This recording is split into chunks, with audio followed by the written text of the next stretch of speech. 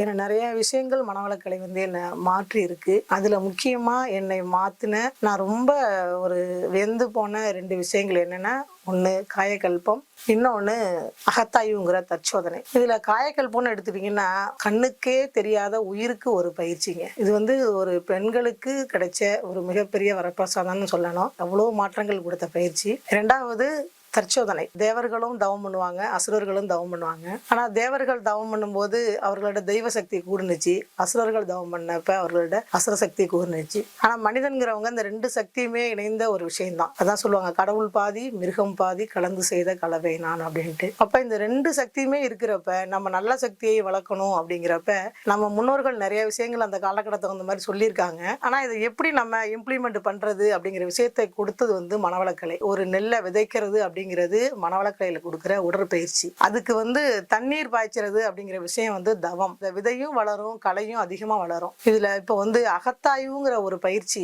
அதுதான் இந்த விளைநிலத்தில் உள்ள களை எடுக்கிற மாதிரியான ஒரு பயிற்சி.